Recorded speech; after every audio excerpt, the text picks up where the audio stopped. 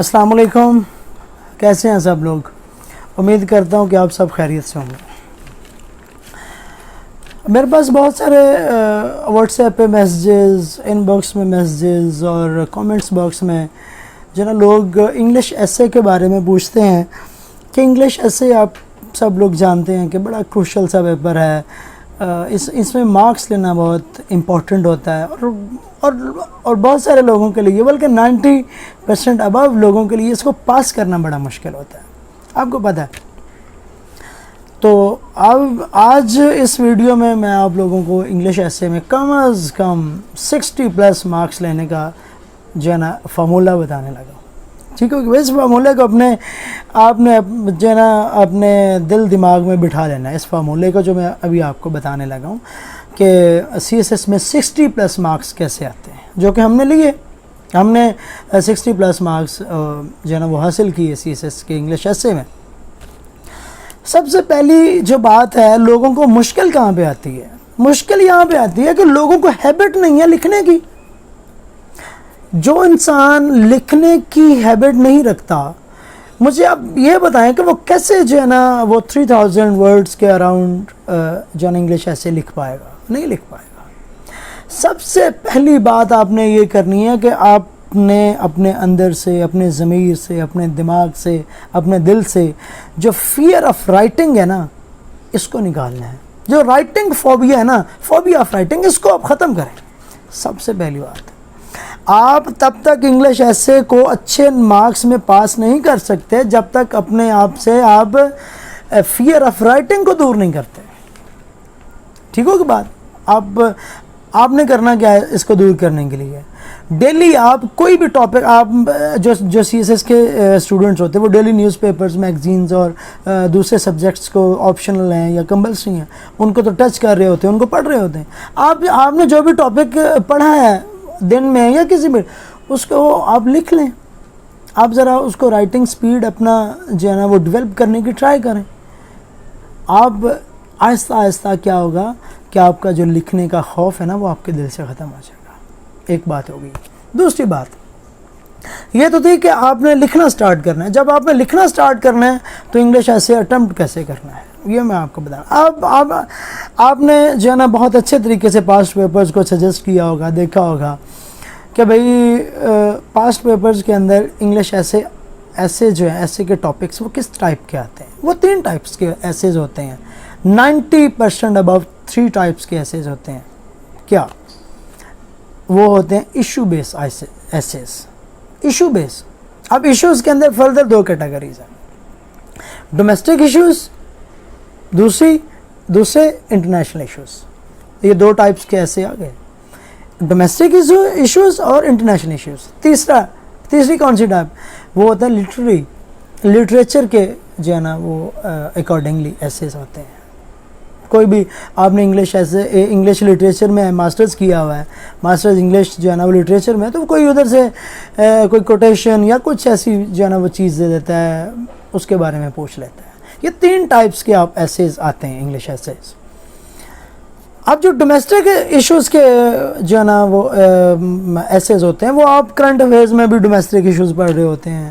International issues جو ہیں وہ بھی آپ کرنٹ افیئرز میں پڑھ رہے ہوتے ہیں۔ آپ کو پتہ ہے کہ فرض کیا میں ڈومیسٹک ایشو کی بات کرنے لگا ہوں، انرجی کرائسس کی بات کرنے لگا ہوں، تو کیا آپ پاکستان افیئر میں نہیں پڑھتے اس کو؟ کیا آپ کرنٹ افیئر میں اس کو نہیں پڑھتے؟ کیا آپ انگلش ایسے کے لیے اس کو تیار نہیں کرتے؟ ڈیفینیٹلی کرتے ہیں۔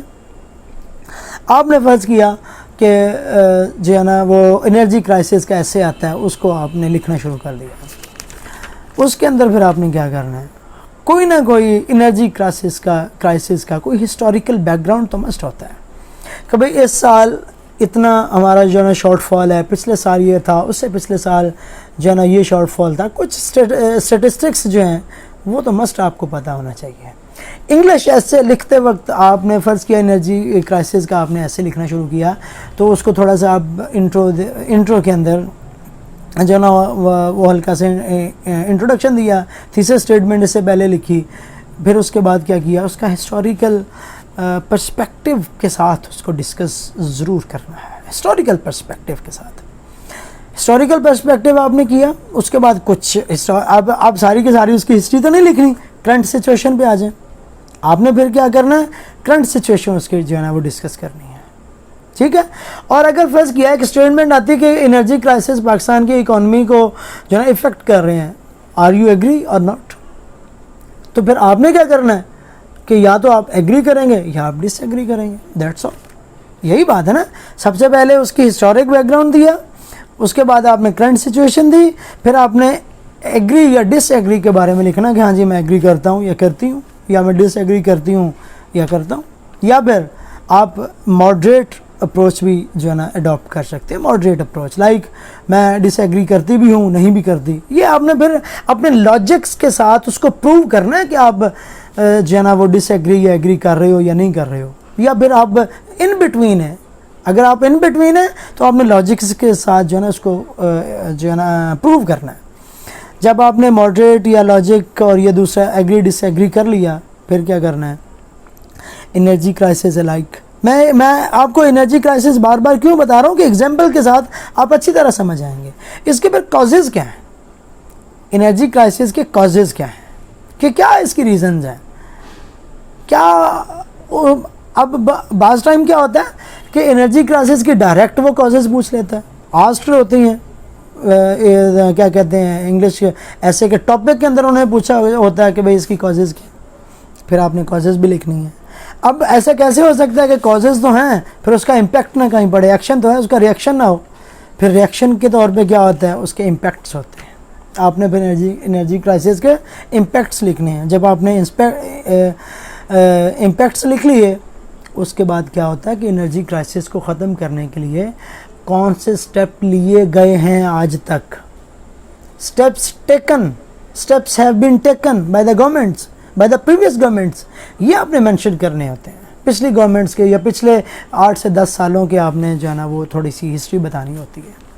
آپ نے اسٹیپس ٹیکن لکھا, پھر اس کے اندر پھر اس کے بعد کیا کرنا ہے, پھر آپ نے اپنی سجیشن دینی ہے, ریکمنڈیشنز دینی ہیں کہ بھئی ریکمنڈیشنز یہ چیزیں اگر آپ کریں گے تو آپ انرجی کرائسس ہمارے دور ہو سکتے ہیں, ورنہ دور نہیں ہو سکتے.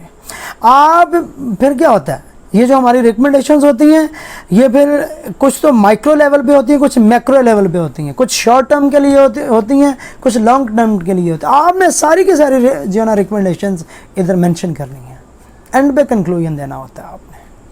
جب یہ ساری کی ساری باتیں آپ جتنا مرضی اچھا ایسے لکھ لیں, جتنا مرضی اچھا آپ انٹرو لکھ لیں, جب تک آپ انتہائی اچھا کنکلوژن نہیں لکھ پاؤ گے آپ کے مارکس کبھی بھی اچھے نہیں آئیں گے. میں امید کرتا ہوں کہ یہ ساری کی ساری باتیں آپ انگلش ایسے کے اندر